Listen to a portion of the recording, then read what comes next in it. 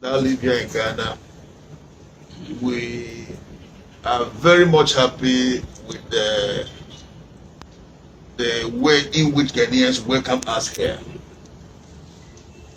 Nigerians living in Ghana, we see Ghana as our second home. Nigerians living in Ghana, we see Ghana as where our children are comfortable. And we are not living here just to get our daily bread and go home without blessing the land where we live. We are here to be part of the development of Ghana, in Ghana. We are here also to support the economy of the nation. We are here also to create impact in business sector in Ghana. Because Nigerians, more especially with the Igbos, we are very much in business, trading, and many other areas. As long as it's something that will put food to our table, genuinely, to the glory of God. And the Igbos that live here in Ghana, you bear me witness that the people of Ghana always believe in our hard work. And we never disappoint the laws of the land.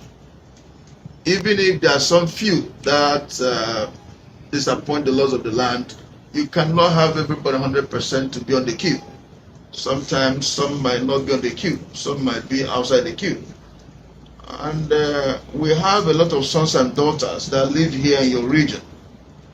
And we also have their representative that representing them here and other elders over here. As their leader in entire Ghana, I cannot cover everywhere. I can only also have other elders that is in charge and other sub-kings that are in charge of various areas. It is my duty to come and meet people like you in high position to introduce our people that represent me in that areas. So in case of any issue between Nigerians and Ghanaians, they can quickly come and run to you.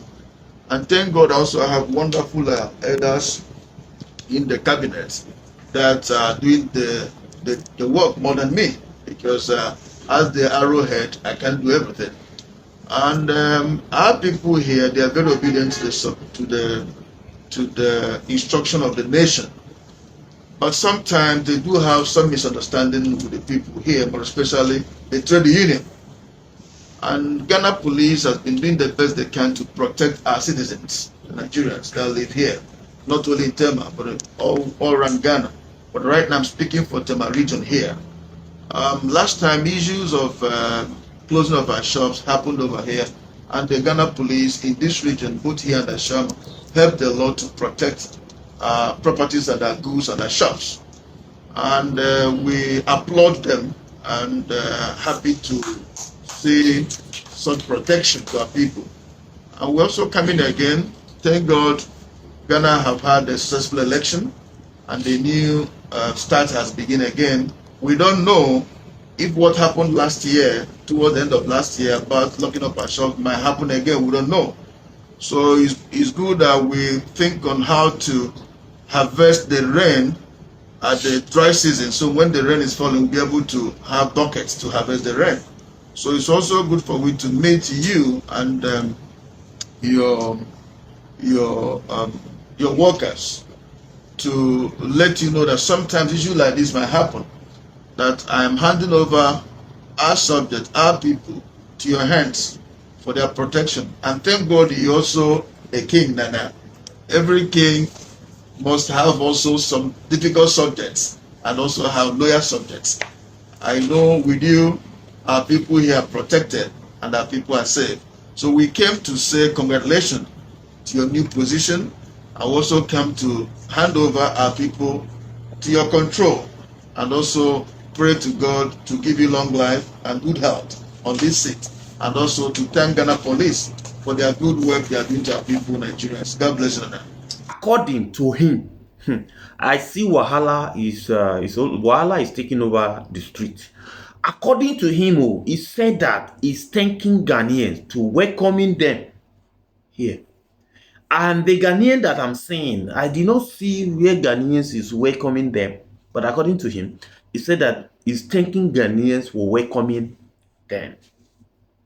It's not my words though. That he said that he's thanking you people for welcoming them to your country. And I see a lot of Ghanaians also complaining. I don't know. I just say make a pass by. Tell you now that is what he said. He said he's thanking you people for welcoming them into your country.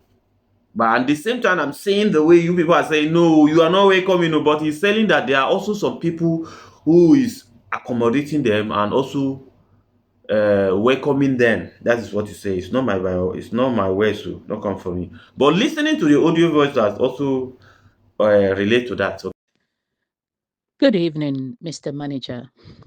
I hope all is well with you and yours. Okay.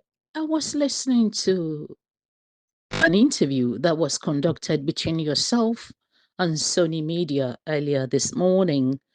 And the topic on discussion was as to whether there's an Igbo King in Ghana or something along that line. And then you asked the question whether there's an Igbo King in Ghana. And his reply was, I mean, his reply was not straightforward. It was he's an Igbo leader. He is acting Igbo king, and he is only a leader for the Igbos in Accra, not in Kumasi or Takoradi or the rest of the country. Which is which? This guy goes along flaunting his muscles, behaving as if he is a native Ghanaian and that he has the right to own Igbo village or get Igbo village going in Ghana with his intentions of building Igbo schools, Igbo towns, Igbo lands for only the Igbos. What this guy is trying to do is to segregate. He's creating segregation in Ghana to create a place specifically for Igbos. Yet we do not have any Igbo tribe in our constitution. So I don't know what this guy is getting at. He is not one of us. And we will not allow this to happen as long as we all live in Ghana. It will not happen I won't say in our lifetime. It will never happen for him to flaunt his muscles and behave like he is a Ghanaian, born and bred, and his audacity, the audacity of the guy to create an Igbo enclave. I've never heard this nonsense anywhere before. So, Mr. Manager, if you can reach Chukwuemeka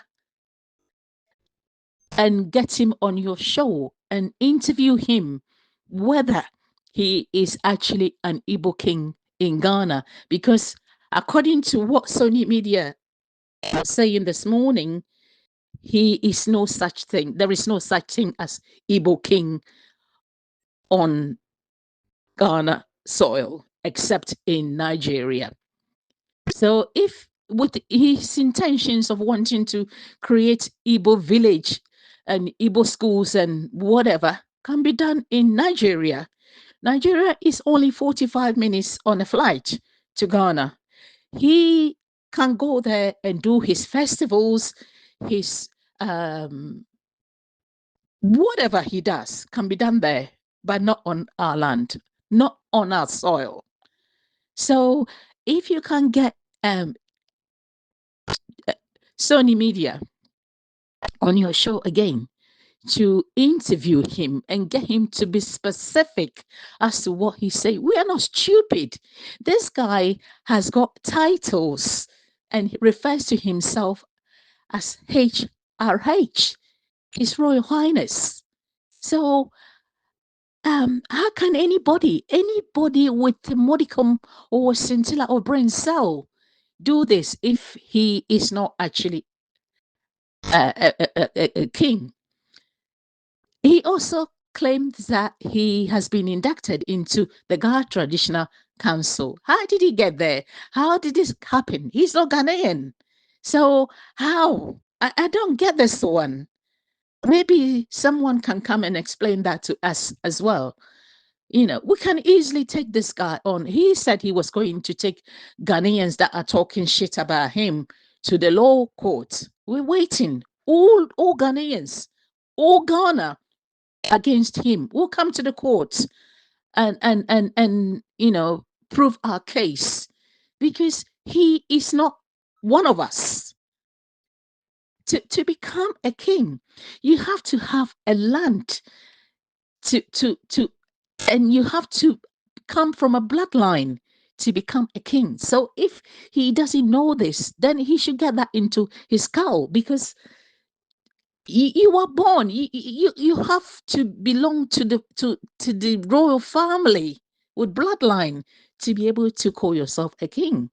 So seriously, if you can get him on your show to interview him and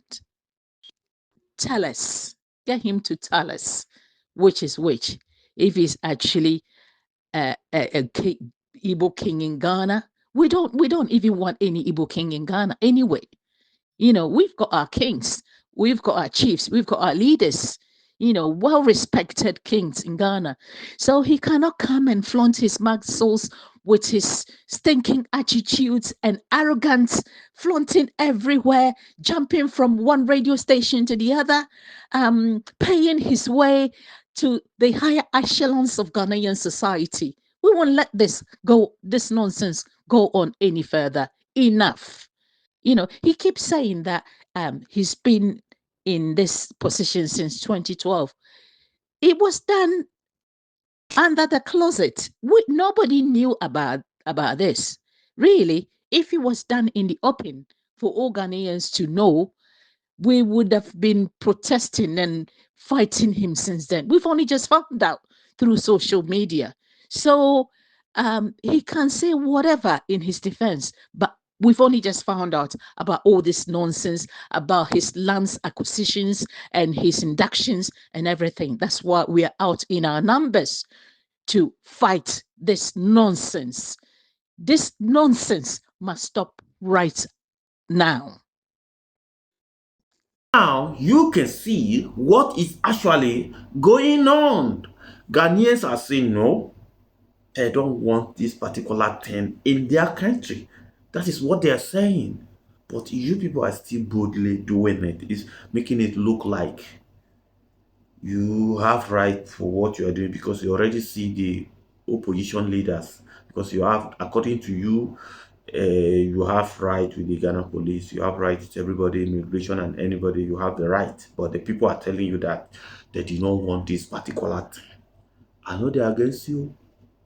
I'm just deliver message. Because yesterday, one Nigerian guy do particular thing to me in Medina, whatever the way. I don't want to say anything because the guy was thinking that we are in Nigeria. Imagine in Nigeria, you cannot do me anything. Talk less in Ghana. Ghana. Hey, I laugh for you. But I just forgiving you and go. I hope you understand. Because of the interview. I don't know other because of the interview that I did yesterday published. I don't actually know. But this is the guy do something to me terribly. And which is God also saved him too yesterday. People almost beating him. I hope you understand. We are not in Nigeria. Even in Nigeria, you don't have right to do me anything. Talk less in Ghana. Let me leave everything there. See me in my next video.